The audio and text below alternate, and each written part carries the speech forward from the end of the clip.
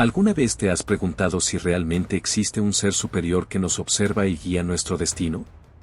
¿Es la religión una fuente de consuelo y significado o una forma de control y manipulación? En este video, nos adentraremos en un viaje para descubrir la verdad detrás de la religión. Algunos afirman que su religión es la única verdadera, sin importar las demás. Otros argumentan que la religión, aunque no sea 100% verdadera, es útil para la sociedad y el individuo. ¿Será entonces que solo es una forma de control? Acompáñanos a descubrirlo. Bienvenido a Religión Oscura. Cuando la gente intenta explicar por qué cree en Dios y por qué piensa que su religión es buena, usualmente usan tres tipos de explicaciones. La primera es decir que su religión es la única verdadera. Esto normalmente implica que usen historias de su religión, como milagros o profecías, para mostrar que lo que creen es real. La segunda explicación es que la religión es algo bueno para la sociedad. Aquí no importa si lo que dice la religión es real o no, sino que ayuda a las personas a sentirse mejor, a estar juntas como comunidad y a tener reglas para vivir bien. La tercera forma es criticar a las personas que no creen en Dios, diciendo que sin religión, la gente no tendría esperanza ni sabría distinguir lo bueno de lo malo, y que todo se volvería un caos. Pero cuando hablamos de si una religión es verdadera o no, nos encontramos con un gran problema: las religiones no siempre están de acuerdo entre sí. Por ejemplo, el cristianismo dice que Jesús es el Hijo de Dios, mientras que el Islam dice que Jesús fue un profeta importante, pero no divino, y que Mahoma es el último y más grande mensajero de Dios. Esto es un gran conflicto porque si una religión dice ser la única verdad, entonces no puede estar de acuerdo con otra que dice lo mismo pero tiene creencias diferentes. Además, dentro de la misma religión, como el cristianismo o el islam, hay diferentes grupos que piensan de manera distinta sobre algunas cosas. Entonces, si ni siquiera los seguidores de una misma religión pueden ponerse de acuerdo en todo, ¿cómo puede decirse que esa religión es la única verdad? Al pensar en esto, nos damos cuenta de que decir que una religión es la única verdadera es muy complicado, y que entender a las demás religiones es más difícil de lo que parece. Por otro lado, la doctrina del infierno, tal como la presenta el cristianismo tradicional, ha sido objeto de intensos debates. La imagen de un lugar de tormento eterno, reservado para los pecadores, plantea preguntas difíciles sobre la justicia y la misericordia divinas.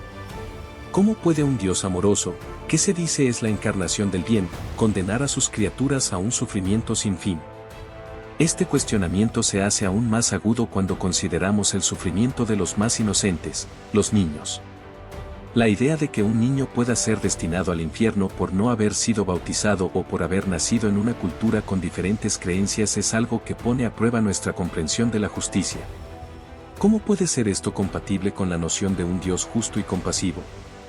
Al reflexionar sobre el sufrimiento humano, especialmente el de los niños, nos vemos obligados a reconsiderar nuestras ideas sobre el castigo y la retribución. El dolor y la injusticia que presenciamos en el mundo nos llevan a preguntarnos si realmente existe un plan divino detrás de todo esto, y si es así, ¿cómo podemos reconciliarlo con la realidad del sufrimiento? El problema del mal es un desafío serio para la fe. Si Dios es realmente omnipotente y bondadoso, ¿por qué no interviene para evitar el sufrimiento de los más vulnerables? Estas preguntas no tienen respuestas fáciles, y es posible que nunca las tengan. Muchas religiones afirman que solo aquellos que creen en su Dios particular serán salvados, mientras que los demás serán condenados a un destino eterno de sufrimiento. Esta idea ha generado guerras, persecuciones e intolerancia a lo largo de la historia. Muestra de ello es lo que pasó con la Santa Inquisición, un tribunal religioso instituido por la Iglesia Católica en el siglo XVIII. Su objetivo era combatir la herejía y defender la ortodoxia religiosa, pero durante siglos, la Inquisición persiguió a miles de personas, acusándolas de brujería, judaísmo converso, protestantismo, blasfemia y otras supuestas desviaciones doctrinales. Este periodo es recordado como uno de los más oscuros de la civilización tal como la conocemos, debido a la intolerancia y la violencia ejercida en nombre de la fe, reflejando la idea de que la creencia en el Dios equivocado podía llevar a la condenación y al sufrimiento eterno. Los métodos de la Inquisición eran terribles. Los acusados eran sometidos a torturas físicas y psicológicas para que confesaran sus errores. Muchos fueron condenados a muerte y quemados en la hoguera.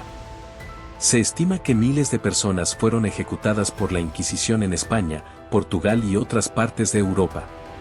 La idea de que alguien pueda ser castigado eternamente por seguir las tradiciones y la fe de su familia o comunidad entra en conflicto con los principios de equidad y compasión. ¿Cómo puede ser moralmente aceptable que el destino eterno de una persona esté determinado por la lotería de su lugar de sus creencias? De esta manera, la historia nos muestra que la religión puede ser una herramienta poderosa para el control social.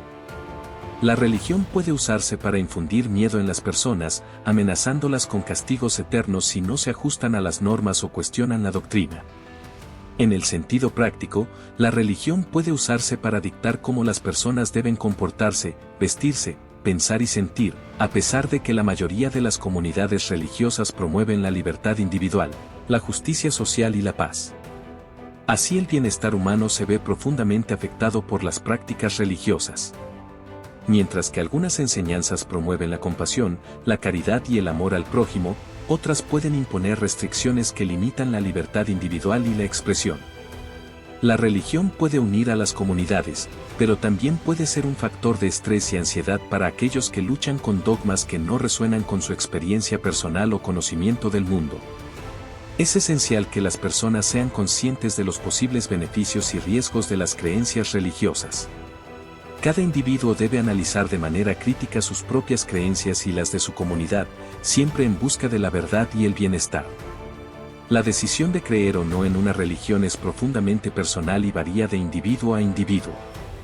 Cada persona tiene la libertad de explorar, cuestionar y decidir qué creencias, si las hay, resuenan con su propia experiencia, conocimiento y comprensión del mundo. Esta elección es un derecho inherente a la condición humana. Es incorrecto y moralmente inaceptable que alguien juzgue o discrimine a otra persona únicamente por tener una fe o sistema de creencias diferente.